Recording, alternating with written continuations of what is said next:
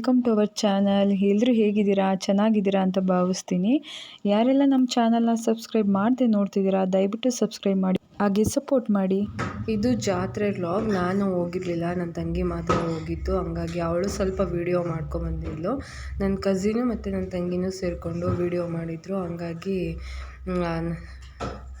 Video ಹಾಕ್ತಾಯಿದ್ದೀನಿ. Actually ಇದು ಅಗ್ನಿಕುಂಡೋತ್ಸವ, ಅಂದರೆ ನಮ್ಮ ಕಡೆ ಕೆಂಡ ಅಂತ ಅಂತಾರೆ. ಅವತ್ತಿನ ದಿನದ ವ್ಲಾಗು ಇದು. ಇವಾಗ ನಾವು ಕೆಂಡದ ಹತ್ರ ಹೋಗ್ತಾ ಇದ್ವಿ. ಅಂತಂದರೆ ಅಲ್ಲಿ ದೇವರೆಲ್ಲ ತುಳಿಸ್ತಾರೆ ಕೆಂಡನ, ಮತ್ತು ಕಳಸ ಹೊರಿಸಿರ್ತಾರೆ ಒಂದು ಚಿಕ್ಕ ಹುಡುಗಿಗೆ. ದೇವ್ರುಗಳು ಮತ್ತು ಅದು ಕಳಸ ಎಲ್ಲ ಸೇರಿಬಿಟ್ಟು ಅಲ್ಲಿ ಕೆಂಡನ ತುಳಿತಾರೆ. ಇಲ್ಲಿ ಎಲ್ಲ ಪ್ರಸಾದಕ್ಕೆ, ಅಂದರೆ ದೇವರು ಊಟಕ್ಕೆ ರೆಡಿ ಮಾಡಿದರು. ಇದು ಬೈರೆ ದೇವರು, ನಮ್ಮೂರು ದೇವರು ಇದೇನೆ. ಬಸವೇಶ್ವರ ಹಾಗೆ ಭೈರೇಶ್ವರ ಸ್ವಾಮಿ ಎರಡು ದೇವ್ರುಗಳಿದ್ದಾವೆ. ದೇವ್ರನ್ನೆಲ್ಲ ಕೆಂಡದ ಹತ್ರ ಕರ್ಕೊಂಡು ಹೋಗೋಕ್ಕೆ ರೆಡಿ ಮಾಡಿದ್ರು. ಹಾಗೆ ಈ ಥರ ಧ್ವಜ ಎಲ್ಲ ಕುಣಿಸ್ತಾ ಉತ್ಸವ ಮೆರವಣಿಗೆ ಮಾಡಿಕೊಂಡು ದೇವ್ರನ್ನೆಲ್ಲ ಕರ್ಕೊಂಡು ಹೋಗ್ತಾರೆ. ನಮ್ಮ ಊರಿಂದ ಆಚೆ ಜಾತ್ರೆ ಆಗಿರೋದ್ರಿಂದ ಈ ಥರ ಉತ್ಸವ ಮಾಡಿಕೊಂಡು ಕರ್ಕೊಂಡು ಹೋಗ್ತಾರೆ.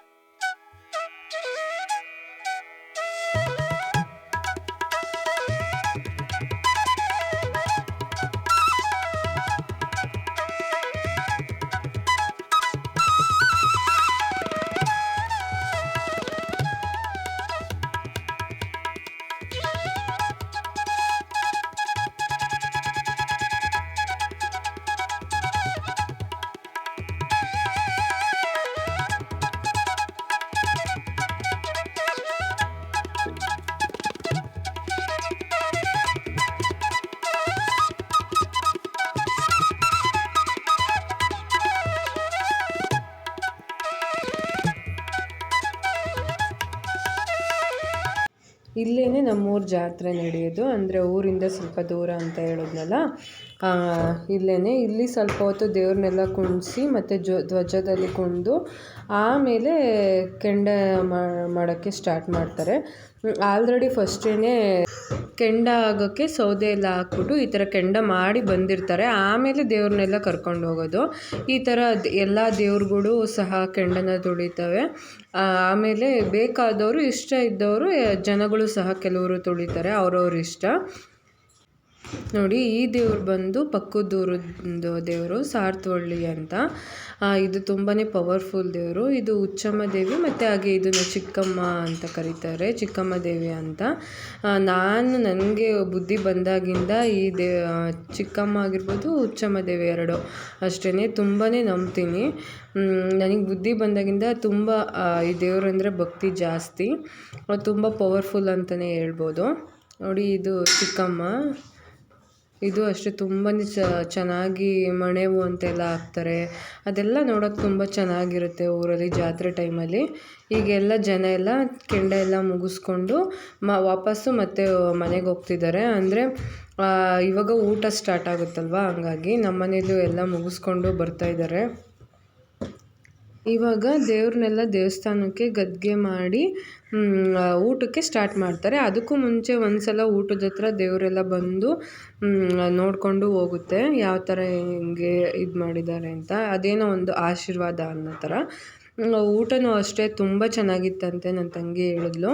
ಸಾಂಬಾರಂತೂ ಸೂಪರಾಗಿತ್ತಂತೆ ಹೇಳಿದ್ಲು. ಏನೇ ಆದರೂ ಈ ಥರ ದೇವಸ್ಥಾನದಲ್ಲಿ ಮಾಡಿರೋಂಥ ಸಾಂಬಾರು, ದೇವ್ರ ಪ್ರಸಾದ ಅಂದರೆ ಏನೋ ಒಂದು ಎಕ್ಸ್ಟ್ರಾ ಟೇಸ್ಟ್ ಅಂತಲೇ ಹೇಳ್ಬೋದು. ಇವಾಗ ನನ್ನ ತಂಗೀರು ಅಷ್ಟೇ ಎಲ್ಲ ಮುಗಿಸ್ಕೊಂಡು ಊಟನೂ ಮಾಡಿಕೊಂಡು ಮನೆಗೆ ಬಂದರು. ಹಂಗೆ ನಮ್ಮ ಮಾಮ ಬಂದಿತ್ತಂತೆ. ಇನ್ನೇನು ನೆಂಟರು ಎಲ್ಲ ಸೇರಿದ ಮೇಲೆ ಗೊತ್ತಲ್ಲ, ಸ್ವಲ್ಪ ಹೊತ್ತು ಹರಟೆ ಮಾತಾಡೋದು ಎಲ್ಲವ.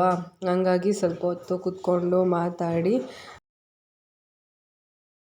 ಅಂದರೆ ಎಲ್ಲ ಸೇರಿದ ಮೇಲೆ ಮಾತು ಜಾಸ್ತಿನೇ ಇರುತ್ತೆ ಅಂತ ಹೇಳ್ಬೋದು. ಹಂಗಾಗಿ ಸ್ವಲ್ಪ ಹೊತ್ತು ಕೂತ್ಕೊಂಡೆಲ್ಲ ಮಾತಾಡ್ತಿದ್ದಾರೆ. ಹೀಗೆ ಸ್ವಲ್ಪ ಹೊತ್ತೆಲ್ಲ ಹರಟೆ ಹೊಡೆದು ಸ್ವಲ್ಪ ಹೊತ್ತು ಮಲ್ಕೊಂಡು ರೆಸ್ಟ್ ಮಾಡಿ ಆಮೇಲೆ ಎದ್ದು ಇವಾಗ ಕ್ರಿಕೆಟ್ ಆಡೋಣ ಅಂತ ಹೇಳ್ಬಿಟ್ಟು ಆಡ್ತಿದ್ದಾರೆ. ಇದೊಂಥರ ಚೈಲ್ಡ್ಹುಡ್ ಮೆಮೊರಿ ಅಂತ ಹೇಳ್ಬೋದು. ಯಾಕೆಂದರೆ ಮುಂಚೆ ಎಲ್ಲ ನಾವು ಇದೇ ಥರನೇ ಕ್ರಿಕೆಟ್ ಆಡೋದಂತೆ, ಮತ್ತು ಬುಗುರಿ, ಚಿನ್ನಿ ದಾಂಡು ಹಿಂಗೆ ಎಷ್ಟೊಂದು ಆಟ ಆಡ್ತಾಯಿದ್ದೋ. ಇವಳು ನಮ್ಮ ಮಾಮನ ಮಗಳು ವರ್ಷಿತಾ ಅಂತ, ಅದು ನಮ್ಮಮ್ಮ. ಹಾಗೆ ನನ್ನ ತಂಗಿ ಮತ್ತು ನಮ್ಮ ಮಾಮನ ಮಗ ಇನ್ನೊಬ್ಬ ಚೇತು ಅಂತ ಇಬ್ಬರು ಆಡ್ತಾಯಿದ್ದಾರೆ. ಇದು ಎಲ್ಲ ಕಸಿನ್ಸ್ ಎಲ್ಲ ಸೇರಿದಾಗ ಈ ಥರ ಆಡೋದು ತುಂಬ ಚೆನ್ನಾಗಿರುತ್ತೆ. ಹಾಗೆ ನಮ್ಮದು ಅದು ಪುಟಾಣಿ ನಾಯಿ ಮರಿ ನೋಡಿದ್ರಲ್ಲ, ಅದೇ ನಮ್ಮ ಮನೇಲಿ ಹೊಸ್ದಾಗಿ ತಂದಿರೋದು. ನಾವು ಚಾರ್ಲಿ ಅಂತ ಹೆಸರಿಟ್ಟಿದ್ದೀವಿ. ಮುಂಚೆ ಒಂದು ನಾಯಿ ಇತ್ತು, ಅದನ್ನು ನಮ್ಮದು ಕೊನೆ ಮನೆ ಆಗಿರೋದ್ರಿಂದ ಹಿಂದೆ ಎಲ್ಲೂ ಮನೆ ಇಲ್ಲ, ತೋಟಗಳು.